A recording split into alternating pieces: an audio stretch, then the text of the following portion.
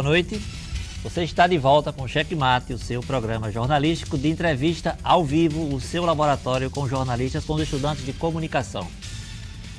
E não fiquem espantados com o que acontecer neste programa hoje, porque nós temos simplesmente como convidado o humorista Davi Cunha, o Espanta. Boa noite, Espanta. Boa noite, meu jovem. Boa noite, os telespectadores do Cheque Mate. Me pegaram de surpresa, eu não sabia nem de que se tratava o programa, mas o artista tem que estar preparado para tudo, né? E eu, graças a Deus, eu tenho me preparado esses quase 15 anos de carreira profissional, que eu vou fazer agora dia 18 de novembro, completar 15 anos, né, que eu tirei meu registro profissional. E a gente se prepara no dia a dia, né? Vai aprendendo cada dia mais e se preparando para essas surpresas, assim. Um detalhe, falando em carreira, como começou a sua carreira? A minha carreira, ela começou... Eu comecei a fazer teatro muito cedo, né? Eu comecei a fazer teatro, eu fiz a escolinha de teatro de Gesiel Figueiredo, e aos 15 anos, quando eu era adolescente... Teve um grande professor, então. Exatamente, foi o maior teatrólogo do Rio Grande do Norte. Aos 17 eu larguei para entrar na Marinha, eu vou encurtar a minha vida. Entrei na Marinha, servi a Marinha por quase 3 anos, saí da Marinha, fui trabalhar no Hotel Tirol, fui recepcionista do Hotel Tirol, aqui em Natal. Depois eu fui ser vigilante da Enserve. Tem nada a ver com você, né? Não tinha nada a ver. Aí, em seguida, eu fui ser vendedor viajante de multinacional. Foi quando eu terminei meus estudos, né? Eu terminei o técnico de administração e fui ser vendedor de multinacional.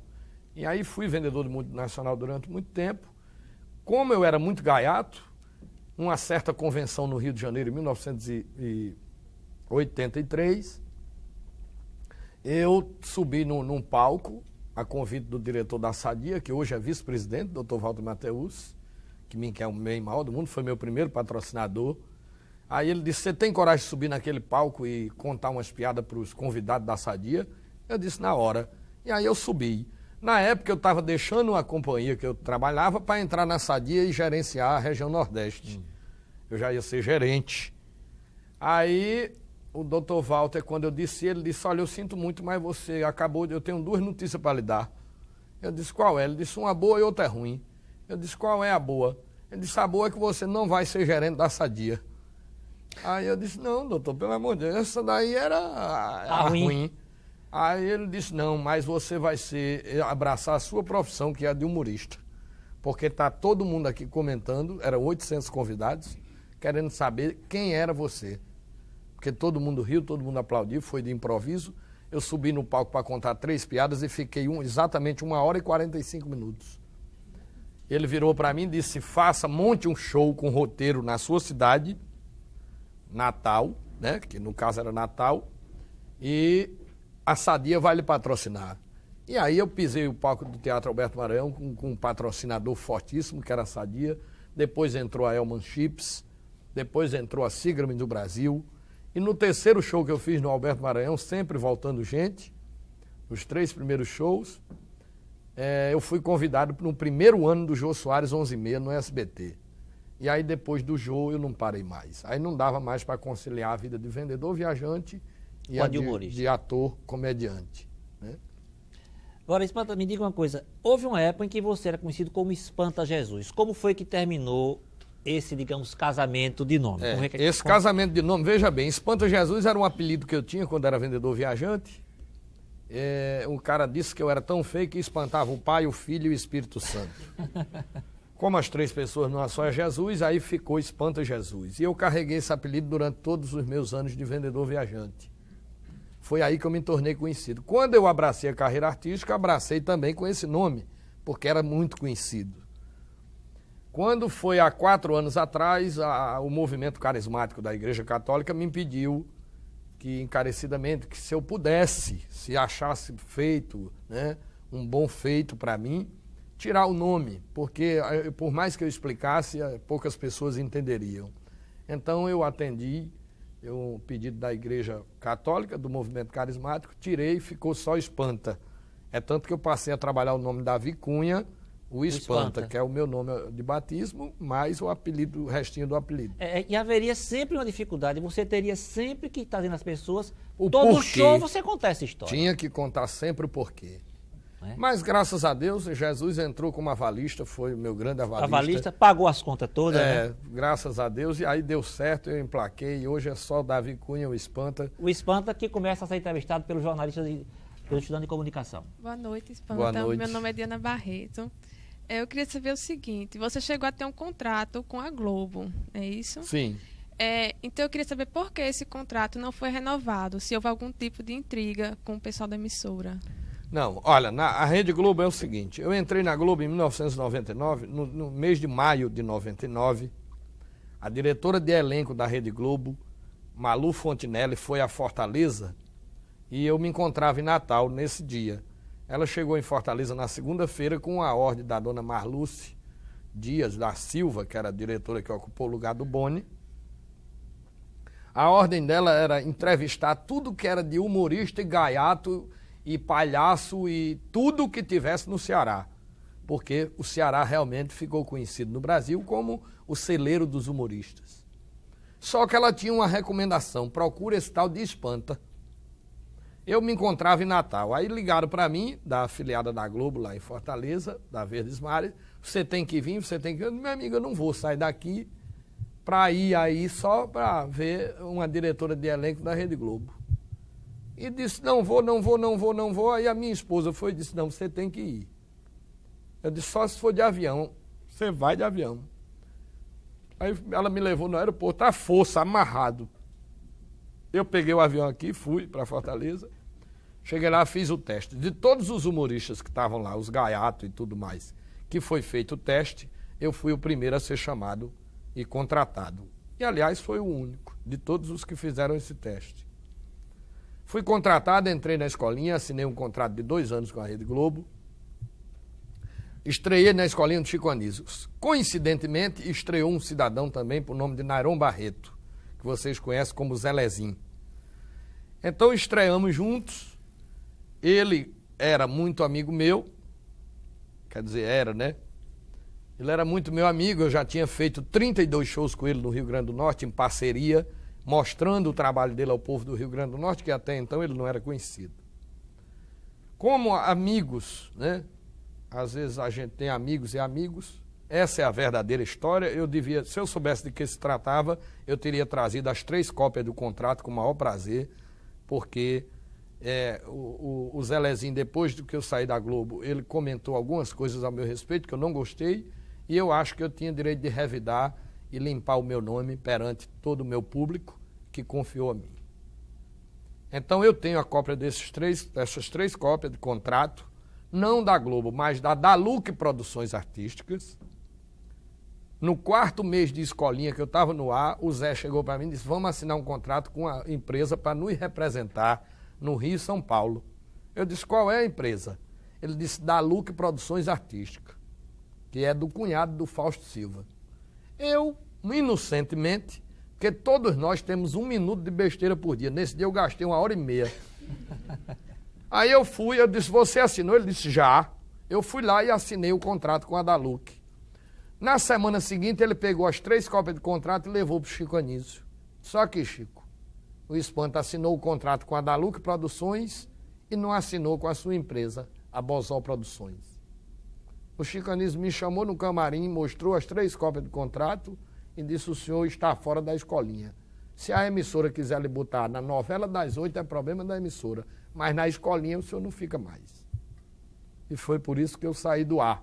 Saí do ar, mas permaneci recebendo pelo contrato durante o cumprimento dos 2 anos.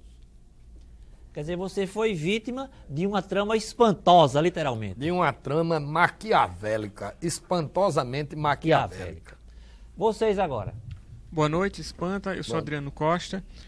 Apesar de todos esses problemas que houve com relação a esses cearenses, esses comediantes cearenses e tal, você saiu do Rio Grande do Norte e buscou o público do Ceará. Por que você viu essa necessidade de migrar para o Ceará? E outra pergunta é, por que o Rio Grande do Norte também não fornece tantos humoristas famosos quanto o Ceará? É o seguinte, primeiro eu não resolvi, não foi uma resolução minha migrar para o Ceará, né? Foi uma coisa que aconteceu naturalmente. Eu fui convidado por um empresário do Falcão, que era o Hélio, empresário do Falcão, me convidou em 91. ele sabendo que eu estava estourado aqui no Rio Grande do Norte, me convidou para ir ao Ceará fazer 2 apresentações. Eu fiz 2, depois mais 2, depois mais 2, e foi crescendo, e eu fui conquistando um público muito grande no Ceará. Aí eu resolvi ir de uma vez. Por quê? Porque eu comecei a ter show no Ceará de quinta a domingo. Então não compensava. Eu vinha Natal, ficar aqui segunda e terça. E compensava na época que eu tinha um programa chamado Bastinha Pra Vocês, que eu acho que vocês chegaram a ver, que era líder de audiência na TV Potengi, né? Na época afiliada da Bandeirantes. Foi um dos programas de maior audiência até hoje na TV Potengi. Eu digo isso não me sobe a cabeça, eu digo só por questão de ilustração. Porque eu sou uma pessoa, graças a Deus, o sucesso nunca subiu a minha cabeça e nem vai subir. Jamais. E por que você acha que o Rio Grande do Norte não tem assim, um celeiro de humoristas como o Ceará, famosos nacionalmente? É o seguinte, o Ceará tem humoristas famosos nacionalmente, por exemplo, tem o Tiririca, né, que é o Everardo. O Everardo é uma pessoa muito famosa nacionalmente, mas é uma pessoa, é muito meu amigo e tudo, mas é uma pessoa de pouca cultura. Hoje o Tiririca é um cara que ele reconhece. Ele, depois de levar muita pancada, ficou super humilde, né? Porque quando ele atingiu o ápice do sucesso, você ligava a televisão na Xuxa, estava o Tiririca, na Hebe estava o Tiririca, se ligasse no plantão policial, estava o Tiririca. Hoje ele está praticamente sumido da TV. Hoje né? ele praticamente sumiu da mídia nacional, ele se encontra apenas na Praça Nossa, né? Por quê? Porque o Tiririca esbarrou num negócio chamado cultura. É uma parede de concreto com 12 metros de largura e tem 1 tonelada de ferro em cada metro quadrado. Se chama cultura. Ou você tem cultura para você desenvolver um trabalho, qualquer ele que seja taxista, seja humorista, seja o que for, você precisa de cultura. Eu acho que até para se prostituir é bacana. Eu chegaria até o extremo de dizer, para ser uma boa prostituta tinha que ter cultura. Porque o homem ia se sentir bem sentar numa mesa, uma mulher ter um diálogo bonito. Não é verdade? Então tudo precisa de cultura. O Everardo é uma pessoa muito boa, mas o Everardo ele veio do circo, ele é muito circense, o Tiririca é aquele palhação, brincalhão, e ele é analfabeto, né? Então esbarrou aí. No Rio Grande do Norte eu acho que acontece o seguinte, nós não temos tradição na formação de humoristas, né? E diga-se de passagem, humorista não é profissão, não é reconhecido por lei como profissão. Existe o ator comediante. Humorista é um apelido que botaram para agradar a galera. É mais uma determinação da imprensa, né? Exatamente. Muito bem. Imprensa daí. Boa noite, Espanta. Boa noite. Meu nome é José Rebouças. Beleza. E por falar em cultura... Grande Túnel. Ótimo. Grande Túnel. Por falar em O Túnel Rebouças é o maior... Rebouças. Só esclarecer para o público, né? Para o público entender a piada. O Túnel Rebouças, no Rio de Janeiro, ele tem 14,5 km de extensão. É o maior túnel do Brasil. E além Continua. do túnel, uma avenida. Avenida Rebouças. Também tem a Avenida Rebouças. É Muito Rebouças, bom. é. Tá vendo o que é cultura? Tá vendo? É. Quer dizer, a profundidade dele ninguém nem imagina. Vá. E continuando com cultura, em 1986, o governo federal instituiu o PRONAC, o Programa Nacional de Incentivo à Cultura. Sim. Vocês, artistas, como vê esse programa? Aqui no Rio Grande do Norte, a cultura é incentivada pelo poder público? Bom, eu respondo por mim. Eu recebo um incentivo muito bom do Rio Grande do Norte. Por exemplo, quando eu me apresento no Teatro Alberto Maranhão, é cobrado 15% da bilheteria, do mesmo jeito que seria cobrado a qualquer artista nacional. Eu acho um incentivo muito bom. Muito bom.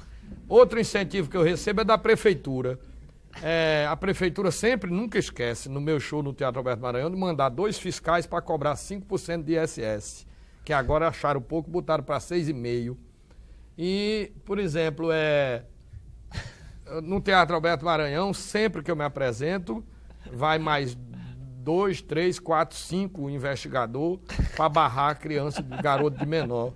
Apesar de que o meu show foi liberado pelo juiz da infância e da adolescência até 12 anos de idade. Porque o meu show não tem palavrão. O maior palavrão que eu falo no meu show é cu, e cu em francês é pescoço. Se você entender bem que le que. Quer dizer, é um show, se você traduzir meu show. É um show refinado, hoje, né? Falando francês. Hoje, né? se você traduzir meu show para o idioma francês, vira uma missa. Eu respondi bem, não respondi? Está satisfeito? Então, quando vocês não estiverem satisfeitos com a resposta, é só dizer que eu procuro melhorar, que eu estou aqui para aprender também. Por favor, alguém faça uma pergunta. Boa noite, Espanta. Meu nome é Emília Galvão. Voltando à questão da Globo e da televisão, você pretende voltar a atuar na televisão, independente do que aconteceu com você na Rede Globo e na escolinha? Pois é, vamos deixar bem claro que não aconteceu nada comigo na Globo, né? Eu deixei lá uma semente plantada, o Maurício Sherman, que é diretor da Xuxa, foi quem lançou a Xuxa, tem uma admiração muito grande por mim. Tem um projeto dentro da Rede Globo hoje que é do Guel Arraes, que é um programa humorístico totalmente diferente, e o meu nome está na escala, né? Isso aí foi uma ligação. Aparecendo oportunidade, você... Exatamente. A televisão, a nível nacional, é como a primeira menstruação. Você nunca sabe quando ela vai chegar. De repente acontece, né? Então é uma coisa que eu acho que o grande lance da carreira artística é você procurar o máximo possível mostrar um bom trabalho. Porque a grande mídia é o seu trabalho. Se hoje eu não apresentasse um bom show no Ceará, com certeza eu não estaria mais no Ceará. Porque são 10 anos de Ceará e os meus shows continuam superlotados. A minha agenda de dezembro continua superlotada por convenções. O ano passado, para você ter uma ideia, eu cheguei a fazer 5 shows num único dia. O chicanismo me pediu declaração de todas essas empresas para tentar botar no livro do recorde. Porque um humorista fazer 5 shows de 1h30 de duração num único dia é fato inédito. Agora, Espanta, um detalhe. Quando você era representante, que pela primeira vez subiu ao palco para contar 2 piadas, né, e ficou 1 hora e tanto falando, e que lhe foi dito que você não vai mais assumir a gerência, mas você vai assumir a sua carreira. Você, por algum momento, você ficou espantado? Você Fiquei totalmente. Temeu, digamos, a estrada que se abria para você naquele momento? Eu fiquei muito temeroso, porque era um desafio que até então eu não tinha horizontes para ele, né? Eu tinha feito teatro amador, mas isso não era suficiente para aquela proposta que me propuseram naquela hora. Então eu tremi nas bases. Meu primeiro show no Teatro Alberto Maranhão, eu pensei assim, eu digo, vai vir mamãe, tio Chico, tio Manel e 2 vizinhos meus que gostam de mim, e vai dar umas 6 pessoas. Eu fiz 2 sessões no primeiro show, 2 sessões, tinha 600 pessoas dentro do teatro, que eram na realidade grandes amigos da área de vendas, e os familiares deles, que já tinham uma admiração por mim, e tinha 600 pessoas no lado de fora. Quer dizer, foi uma grande estreia para mim. E eu chorei nas 2 primeiras sessões. Eu terminei o espetáculo, eu chorei. E emocionado, porque eu não esperava, eu nem imaginava que eu tivesse tantos amigos que me incentivassem naquela empreitada nova. Aí, a partir dali, eu comecei a pesquisar, eu comecei a ler, frequentando biblioteca para saber tudo de humor. Eu tenho um livro que um amigo meu mandou para mim, de Portugal, dessa grossura assim, o título é Humor ao Redor do Mundo. Eu acho que eu decorei esse livro, é a minha Bíblia. Então, é isso que eu estava falando. Tudo que você se propõe, faça bem feito. Se interesse. Você é jornalista, enfia a cara em tudo que é de jornalismo. Procure ser um bom jornalista.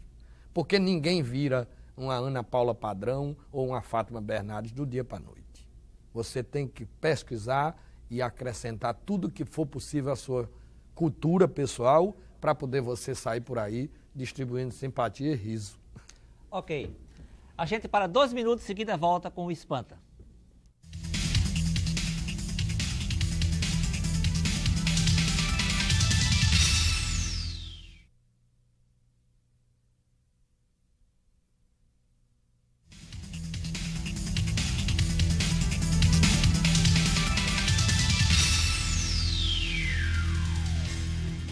O Checkmate está de volta entrevistando o humorista Davi Cunha, o Espanta.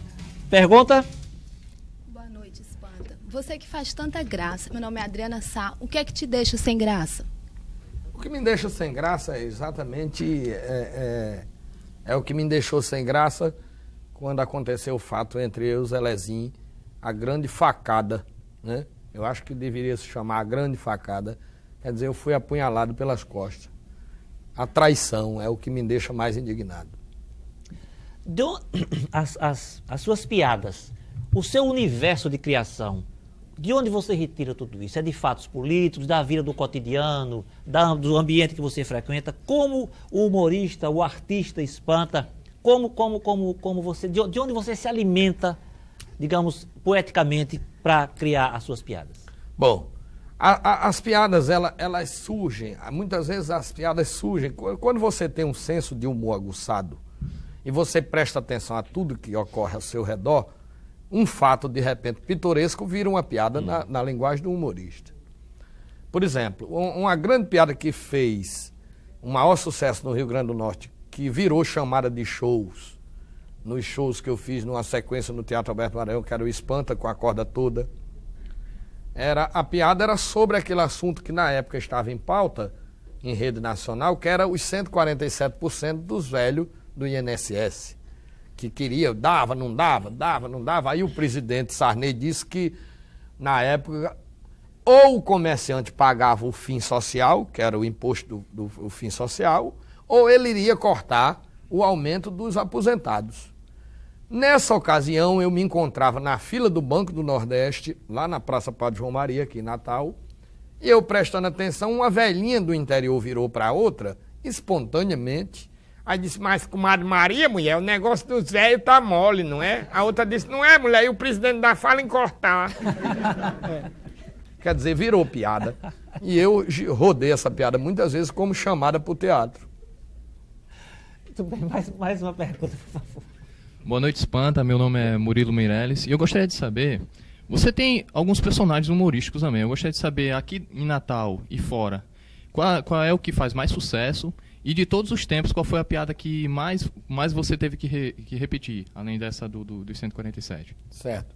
O personagem que mais faz sucesso no Ceará é o Pudim de Cana, que é o bêbado que eu faço. Que na Globo era o Manguaça. Que na Globo se chamava Mário Manguaça. Porque quando eu fui para a escolinha, o Chico achou por bem botar Mário Manguaça, porque Manguaça envolve mais uma linguagem da região centro-oeste até o sul, né? E no Nordeste, o pessoal também assimila o Manguaça, porque nós temos uma cultura, graças a Deus, muito diversificada. O nordestino ele tem muito mais capacidade de assimilar determinados dialetos do que o próprio pessoal do sul do país. Então, ficou Mário Manguaça. No Ceará é o Pudim de Cana, né? E é o que faz mais sucesso lá. No Rio Grande do Norte, o que fez mais sucesso e faz até hoje é a Bastinha, porque apesar de eu ter saído do ar no Rio Grande do Norte, ter tirado ela do ar, ainda é o personagem que quando eu faço um show no Teatro Alberto Maranhão, com certeza lota de pessoas de cabelo branco como algodão. As mulheres mais velhas têm uma verdadeira admiração pelo personagem da Bastinha. E a piada que fez mais sucesso e faz, sempre fez e faz, porque nenhum humorista brasileiro interpreta essa piada, é a piada do Caboclo Neném, que eu não posso contar aqui porque ela é um pouco pesadinha e depende de dança, depende de expressão corporal, depende de um cenário, mas essa piada eu jamais tiraria de um show meu. Nós passamos por um período eleitoral, até bem pouco tempo, e a política gera piada? Qual foi uma piada que você pode gera. A política gera muita piada. Eu estava na casa de um amigo meu, o pai aliás, esse amigo meu tem um garotinho de 6 anos, e é aquela coisa que eu falei agora anteriormente, da coisa virar piada. Eu quase morro de rir com a atitude do garoto, o garoto de 6 anos. O pai disse, Juninho, vai ver lá no quarto, filho, quando começar o horário eleitoral, eu chamo a papai para ver. De repente o garoto veio correndo lá do quarto, chega papai, vai começar os Trapalhões. Era um horário gratuito. Mais uma, por favor. Bem, boa noite, Espanta. Meu nome é Emiliana Costa. E também sobre seus personagens. São puro toque de inspiração ou você se espelhou em alguém para poder produzir eles? Bom, para criar a Bastinha, houve uma necessidade da televisão no Rio Grande do Norte de me darem um programa. Queriam me dar um programa, na época o senador Carlos Alberto de Souza, que eu devo muito a ele, pela a parte da televisão no Rio Grande do Norte, ele falou, eu te dou um programa na minha emissora, mas você tem que ter um personagem. E eu não quero um personagem que alguém olhe e diga, esse personagem parece aquele personagem do Chico Anísio. Quer dizer, o mestre do humor já tinha criado na época 120 personagens. Eu tinha que criar mais um que ninguém comparasse, que ninguém viesse a comparar com um dos personagens do Chico Anísio. Aí eu me inspirei numa cliente que eu tinha quando eu era vendedor viajante, que era uma senhora muito rica do sertão da Paraíba, mas apesar de toda a riqueza dela, que ela era dona de vários supermercados no sertão da Paraíba, ela falava tão errado que dava agonia. E ela se vestia exatamente como a Bastinha. Era cheia de joia, que virava, parecia um bibelô de macumba. Então ela falava errado demais, a gente que era vendedor chegava lá e ela dizia, menino, tudo bem, seu Espanta? Eu disse, tudo bem, eu não vou nem dizer o nome dela, pode alguém da Paraíba estar assistindo. Aí ela era uma figura maravilhosa, ela dizia, menino, tivemos nos States, agora recentemente, soube? Eu disse, soube não, senhora. Fui eu e o meu marido, meu filho, que era o dono do supermercado, fomos para os States, menina, coisa linda, o senhor precisa ir lá, conhece os States? Eu disse, não, senhora, isso é lindo, lindo. Tivemos na capital, né, primeiro em Nova York, aí o senhor precisa conhecer a Ilha da Mãe Rata. Pois é, eu me inspirei nesse personagem e criei a Bastinha. Quer dizer, a Bastinha é um personagem que ela saiu da frente da emergência, ela é cheia de altos e baixos, ela vai de 0 a 100 em questão de segundos. Quer dizer, ela nasceu na frente da emergência, se criou na frente da emergência, mas estudou em Londres. E foi amiga nada mais nada menos do que Lady Diana, né? E eu criei a Bastinha exatamente com esses parâmetros, né? Baseado exatamente na minha cliente, que era uma mulher rica, né? Mas de onde? Do sertão da Paraíba, mas só frequentava as altas rodas. Foi para a Índia, foi para a China. O que é que diabo uma pessoa que nasce no sertão da Paraíba, mal sabe falar português, vai ver na Índia? Pois ela viajava demais para o exterior. Aí eu criei o personagem, era um prato cheio. Ainda é viva essa senhora? Acredito que não. Não. Acredito que não. Eu sei que o marido dela já faleceu. Já viajou e não voltou mais, né? Eu tenho para mim que ela fez uma viagem longa. Mais uma pergunta com vocês. Boa noite, Espanta. Boa noite. Meu nome é Aronildo Espinto. Quando você é contratado para fazer um show, o Espanta é contratado, e o Davi Cunha, digamos, está triste, certo? Como se trabalha isso? Eu vou lhe dar um grande exemplo que eu acho que deve ser tomado para todos vocês. E para quem estiver me assistindo. No dia 17 de dezembro do ano passado, de 2001, eu perdi a minha mãe. Ela faleceu com 93 anos, extremamente lúcida. Eu sou o filho caçula, né, lá de casa. E eu estava em Fortaleza e eu tinha um show no dia 17. Você pode conferir no calendário que era um dia de domingo, né? Dia 17 agora vai fazer 2 anos, quer dizer, foi o ano retrasado. E aí me telefonaram daqui de Natal, meu irmão me ligou e disse, olha, nossa mãe faleceu hoje, às 3 horas da madrugada. Ela teve um ataque cardíaco, um derrame e faleceu sem mais nem menos. Porque a pressão dela era 12/8. O médico dizia que ela só morria ou de tiro ou de paulada na cabeça. Mas a minha mãe foi um grande ensinamento de vida.